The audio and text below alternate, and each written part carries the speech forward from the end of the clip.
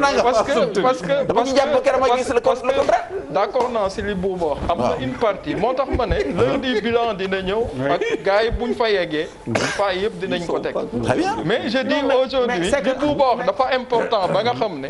parce que sénégalais yi métti nañ métti wuñ les gens ont besoin juste que ñu wax ak ñoom à chaque fois bu président wax ak ñoom da ngay gis ne dëkk bi dañuy nangu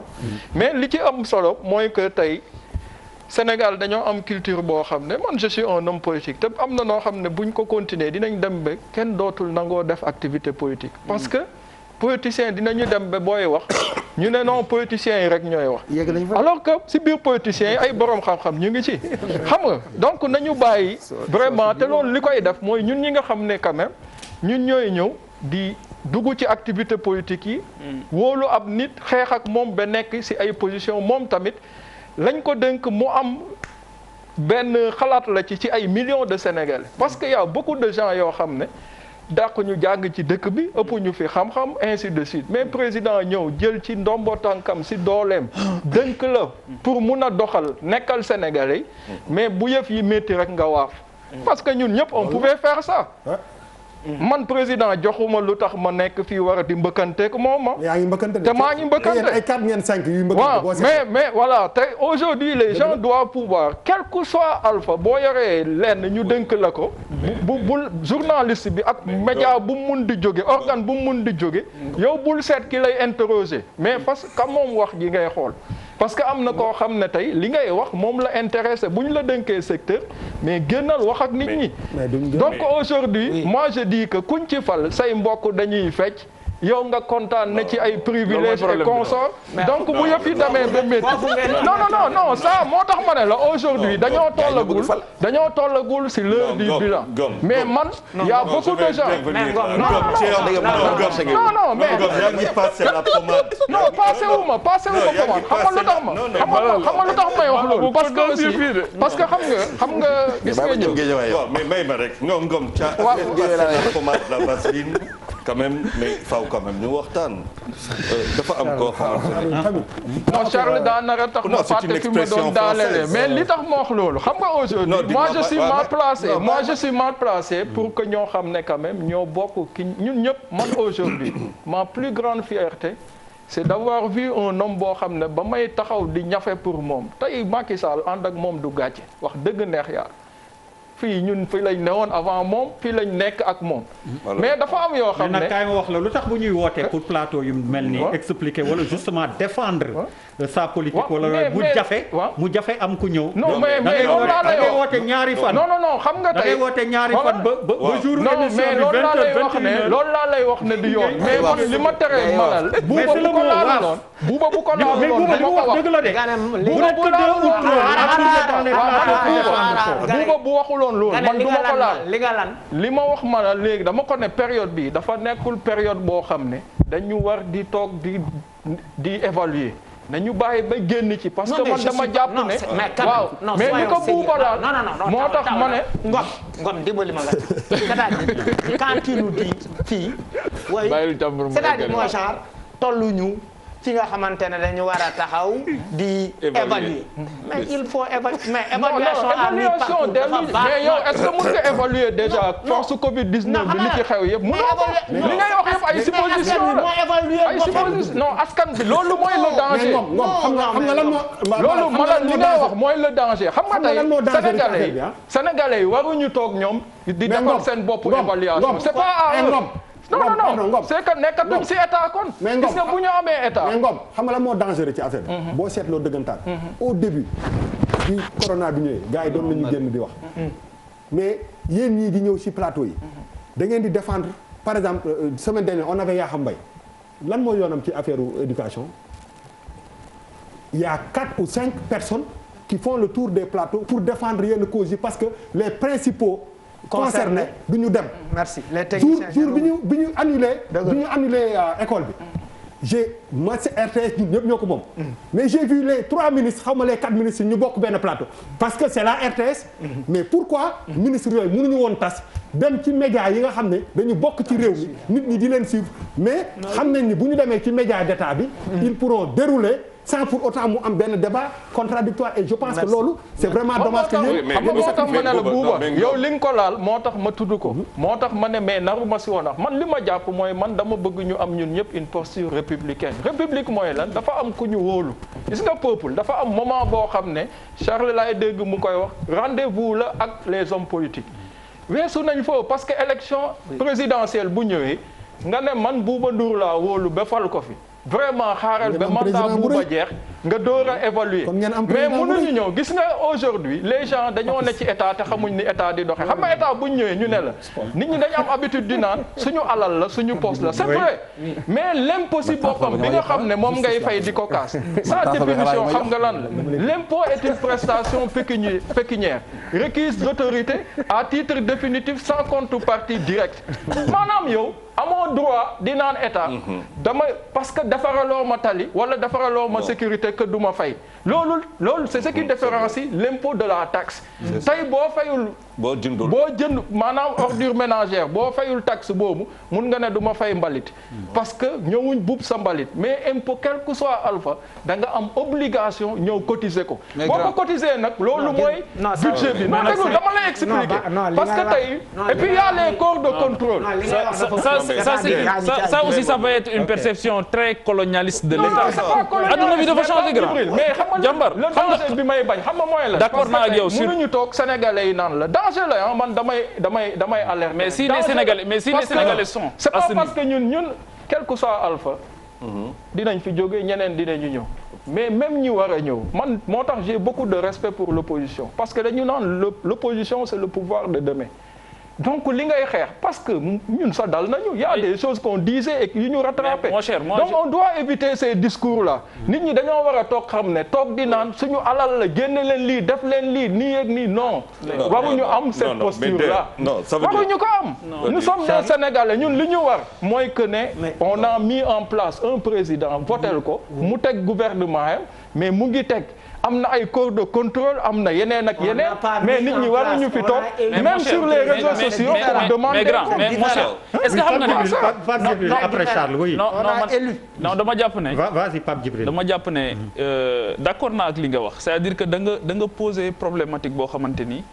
malheureusement encore responsabilité première bi mooy ñi nga xam ne ñoom la ñuy dénk réew xam nga boo ne sénégalais yi waruñu def nangam wala sénégalais yi xamuñu ni état di doxee mais la faute à qui c'est-à-dire que pour man c'est une perception boo xamante ni dañu ko am ci xëy na askan bi xam nga nee nga politique ñi nekk au pouvoir ak opposition le plus important c'est le peuple sénégalais mooy ñi nga xamante ni action yi ngay def ñoom ñooy finalité bi wax nga léegi ne impôt c'est vrai c'est une contrepartie indirecte mais bu fekkee ne dañ lay dagg impôt wala ñu lay dagg juuti contrepartie bu indirecte la de waaye man miy toog ci marché bi di jaay jën ñu may dagg juuti loolu mooy suma marché war na set war na am éclairage war na am nangam su ma toogee toog gis ne ñoo ngi may dagg juuti marché bi setul amul éclairage dafa luñ ma chambre froide marché bi na ko sama maam bàyyi woon ma ñëw donn ko di jaay ci marché bi noonu la marché bi mel mais je suis en droit de poser des questions moo tax ma ne il y a une perception parce que la République aussi wax nga léegi ne dañu war a am posture républicaine mais justement c'est-à-dire que la République du benn acception rek la am conception là la République aussi peut être une révolte contre les facilités une révolte contre les échecs une révolte contre nangam non il y a des combats yoo xam ne d'accord naa parce que société bu évolue moo tax ma ne li nga wax révolution yi aussi li nga wax ni c'est un débat d'école révolution yi non du débat d'école révolution yi dañoo important mais xam nga tey ñun ñëpp ay sénégalais lañ man li may wax nii vraiment dunduma loolu non man moom vraiment je vous défie non on te croit sur parole voilà man dunduma loolu parce que newuma ci niveau yu tax ma war a nekk foo xam ne voilà non newuma si mais je dis lépp luy en ak soxor dañ war a jàngal suñu askan ñu dindi ko borom xam-xam bu mag da doon naan l'humanité est très riche mais jafe-jafe yi ñuy doomi aadama yi am yépp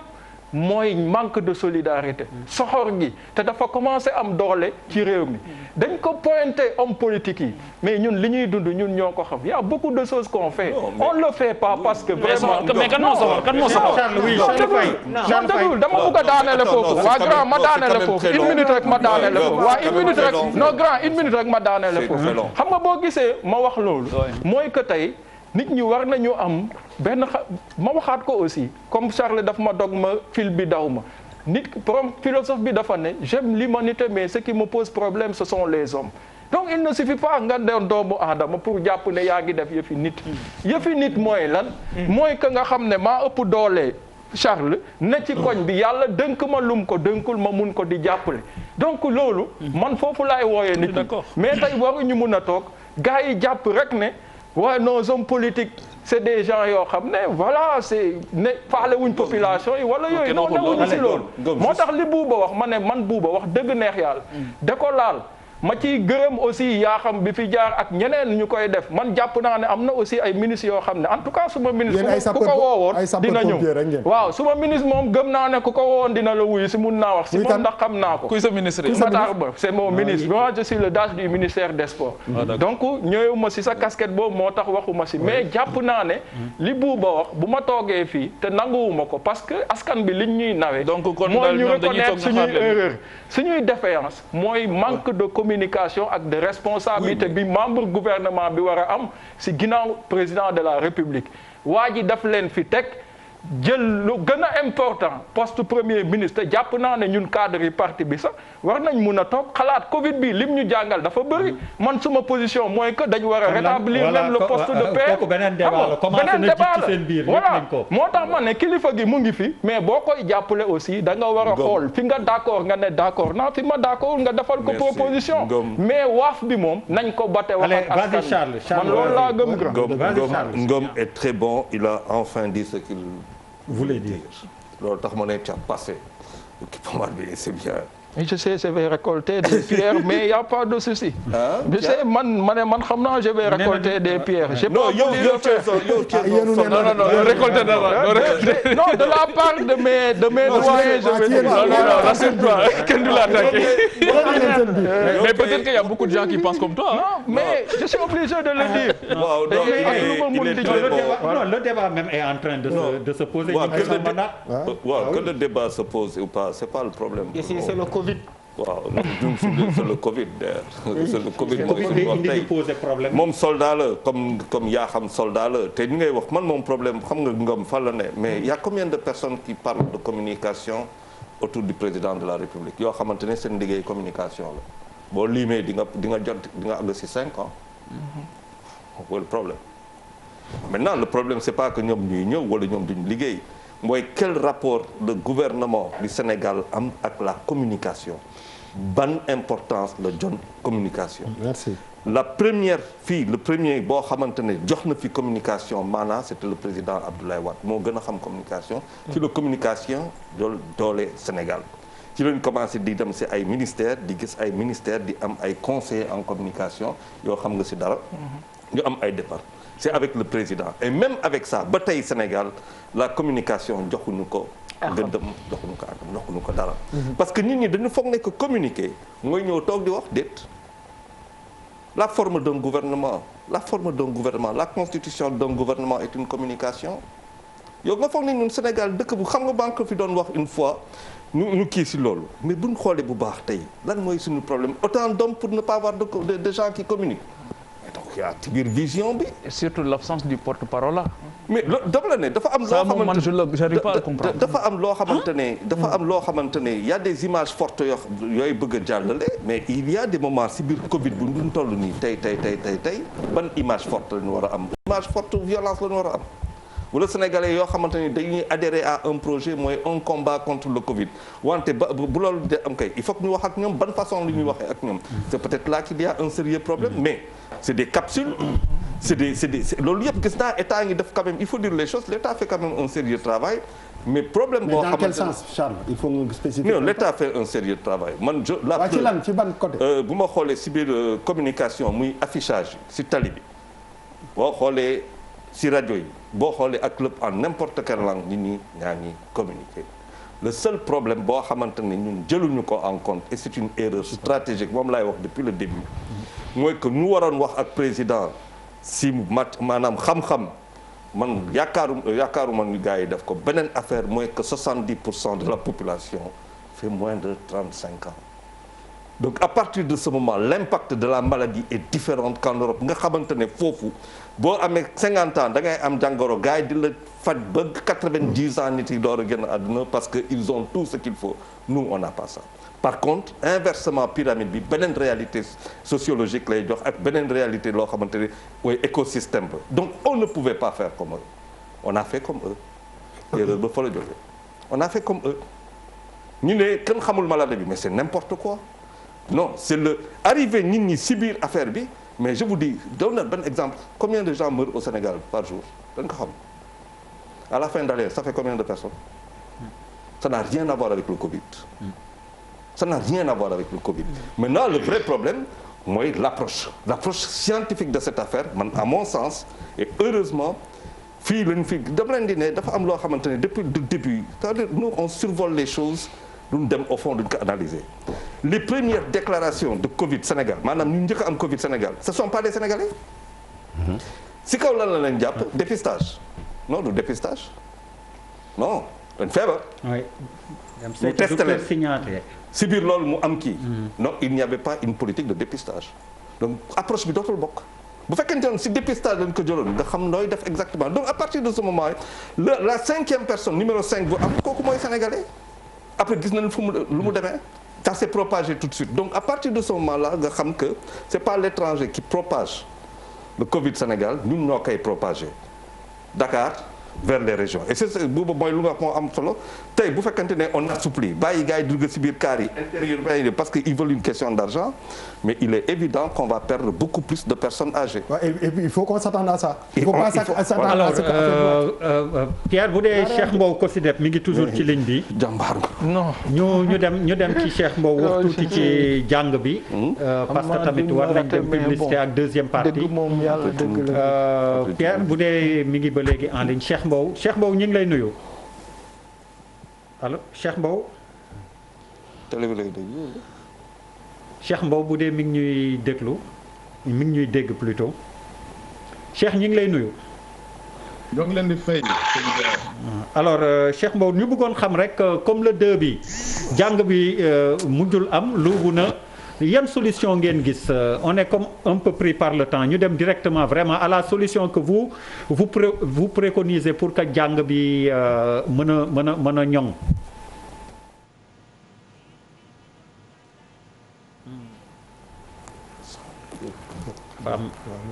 Il a un problème de son. dafay déglu ci ordinateur bi moo tax. ñun de yàlla bu ñu doon nuyoo yéen ñu ko ci plateau bi ba pare ñun li ñu gis mooy ñett ba ñeenti mbir yoo xam ne xëy na bu ñu ko investir mën nañoo gis bunt. benn bu njëkk bi mooy il faut ñu travailler à ce que ñu def bilan ci reprise avortée du 2 juin ñëpp xam nañ ni. demeewul ni ñu ko bëggee woon ni ko en tout cas gouvernement bi sax bëggee woon ak di ko askan bi bëggee woon parce que kenn bëggul année blanche ni année invalide wante war nañoo jàng ci échec yi ci li waral mbir mu sottiwul pour xam nan la ñuy tabaxee beneen scénario bu ñu war a teg en place loolu pour ñun dafa nekk mbir bu am solo en termes de bilan de cette reprise là jàpp nañ ñu aussi ci biir bilan bi war nañu yóbbu ñu xool loolu ñu tuddee la poursuite de la mise en œuvre des points du protocole sanitaire parce que kilifa scientifique yi ak médicaux yi ne woon nañu bu fekkee bëgg ngeen ubbi war ngeen def A B C D il faudrait que évidemment que engagement bi ñu gis ci dernier moment yi wax dëgg yàlla ci dernier week-end bi il faut que ñu renforcer ko poursuivre ko mais aujourd'hui dañu am impression que dafa am taxaw par rapport ak effort yi doon def pour gunge école yi parce que xam nañ ni ci jamono jooju école yi wax dëgg yàlla matériel bi ñu leen laajoon matlewul en termes de masque ba mu doy sëkk nekk en quantité et de qualité en termes de gel en termes de toilettes disponibles am point d'eau am lépp loo xam ni mën naa tax ba ñu mën a jàkkaarloog feebar boobu kon dara jàpp nañ ni ci période bi ñu toll bi ñu constaté que ni reprise bi dafa avorté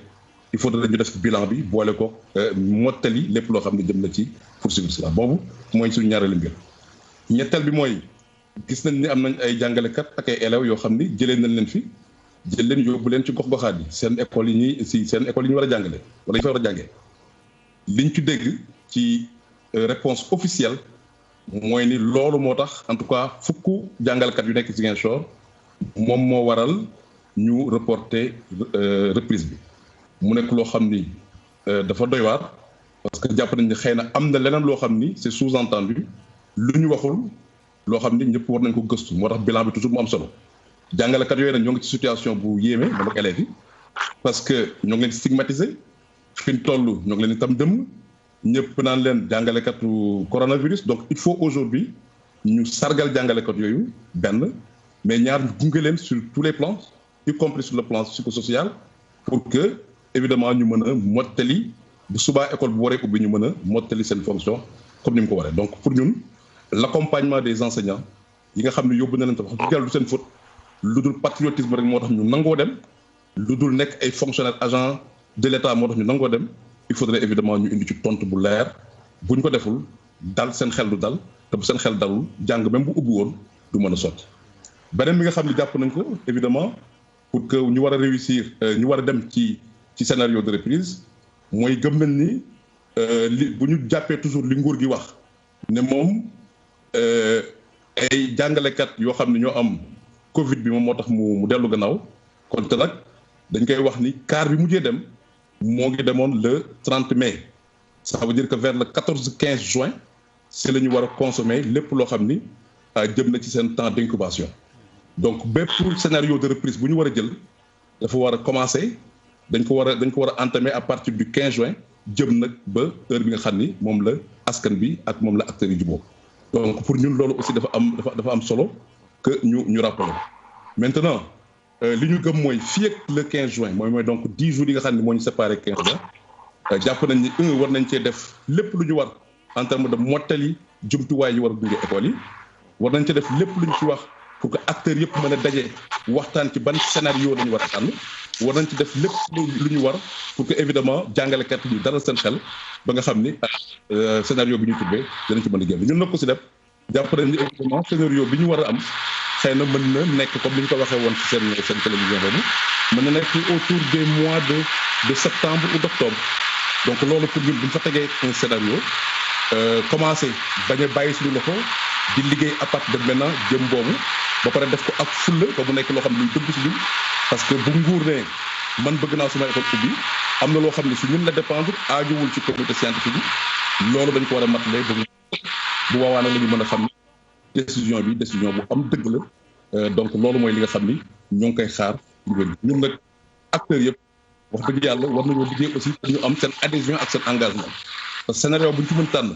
te moom ay waajur yu si àndul yu am solo wala élèves yi ànduñu si wala jàngalekat yi ànduñu si bu boobaa du mën a sot donc principe yooyu tey def nañ suñu conseil d'administration bu ko si def moom la ñu génnee war na nag ni donc fi ñu toll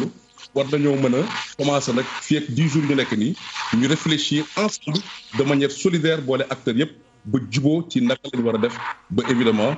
xale yi suñuy xale du ñu ñàkk ab yi nga xam ne mu nekk. vraiment jërëjëf Cheikh Mbow ànd ak ñun ci xalaat yooyu nga xam ni génne nañ ko. man moom laa bëggoon laaj question bi en fait parce que question bi déggante bi dafa neexul. waaw parce que man question bi ma bëggoon laaj gap bi am. mooy est-ce que aujourd'hui ñoom aussi les acteurs ils travaillent sur l'éventualité d'une année blanche. parce que loolu c'est important ñu booy moo tax ma ne il faut qu'on simule aussi lépp. il faut qu'on se prépare et pour ça il faut que ñu préparer wu ci éventualité yëpp. leneen li mooy wax na léegi 14 jours mais boo xoolee virus bi aussi dañu wax ne temps d'incubation yi mën a dem ba 24 jours. dëgg la mais ñi dem ñi aussi il faut que ñu xool ci yan conditions la ñu nekk. est-ce que dañ leen mettre en quarantaine wala quatorzaine nan lañ ñu nekk wala dañ leen dugal ci ay centres appropriés wala yooyu c'est-à-dire que le travail il est énorme. moo tax ma jàpp ne bu ñu métti kii li ñuy def nous sommes en face d'une mare d'incertitude. Très rapidement rek pour ñu dem commercial. waaw mais xam nga dañuy wax li ñu waxoon est-ce que moom mooy priorité bi parce que fu mu nekk nii su mu waay xeex yi ñu jàkkoonte lépp il faut ñu tànn ci yi nga xam ne moom la ñuy jiital xeex ko est-ce que boobu mooy bi gën a essentiel parce que place bi débat wu njàng mi dellu école bi jël ci coowu Covid 19. Depuis un mois moom moo jël le dessus surtout. c'est très dangereux. wax nañ ko fi il y a un mois kenn warul Sénégal la ñu dëkk benn baguette magique rek ne nii dans un mois école dañuy am ay toilettes dootul am abri c'est pas possible. qu'on se dise la vérité maintenant est-ce que école bi débat bi place bi mu jël foofu war nañ ko mun a bàyyi mu jël ko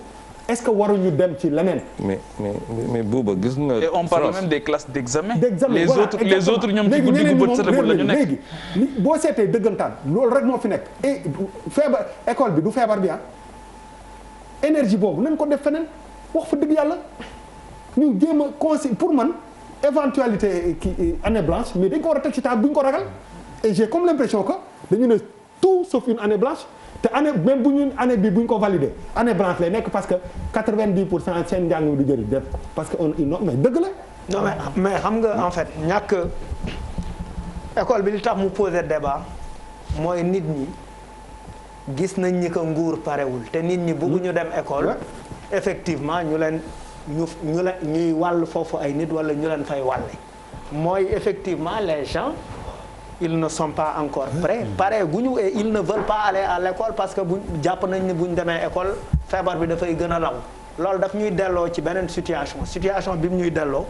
moo ñuy delloowaat ci situation wu transporteurs yi c'est-à-dire moo ñuy delloowaat effectivement ci dëggi feebar bi que nit ñi en fait nit ñi pare guñu nit ñi ñemewuñ ko donc en fait qu'est-ce que finalement mais Malal Charles nga baal ma foofu mais gis nga encore une fois mooy li nga wax sànq ne li ñu bëgg a dóor ci kaw président de la République mais il faut que aussi les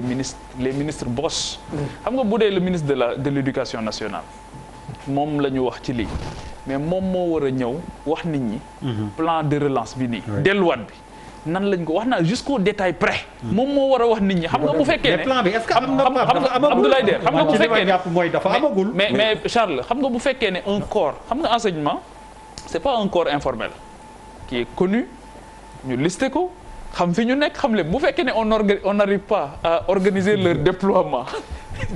mais c'est très compliqué c'est-à-dire que même parce que c'est la prévision c'est la planification c'est la simulation mais pour man dama ne si li xew Liberté 5 rond-point Liberté 5 dama waxoon ne si c'était ça la bande d'annonce waaw ne film ba dana naqari dina métti mais Pape Djibril honnêtement xam nga le ministre de l'éducation il est entre ñu ko wër milieu éducation lañu jógee loolu mooy contradiction bi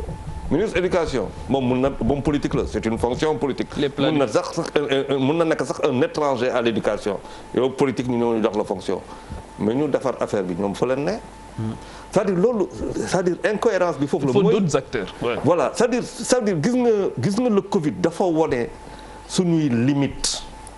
suñuy incohérence suñu c'est-à-dire méthode duñ ko dugal organisation duñ ko dugal loo xamante ne si tableau nga koy teg nga commencé di def acte loolu pour la seule et simple raison nga am 16 minutes yoo xamante ne da nga leen di yóbbu mais la première chose bu ngay def mais yaa xëyti nga jël nga tester leen c'est la première chose à faire ñoom dañuy dem nga tester leen mais loolu lañ fi wax la dernière fois. du dëgg nga testé leen c'est la fu ñu jëm mais am na benn affaire ça veut dire que l'État le fait que ñu commencer par école aussi ça peut se comprendre parce que moo gën a yomb pour commencer c'est-à-dire individuellement ay nit peut-être couple mooy jógee d'un point dem beneen daje ak ay nit foofu donc il y a moins de risques que prendre les gens di def transport interurbain c'est pas pareil donc dafa commencer par le plus rationnel pour essayer peut-être après avoir ay appréciation le problème peut-être mooy stratégie bu ñu teg en place defe naa loolu moo xaw a lay alors Pierre ñu dem publicité deuxième partie Sénélec Akilee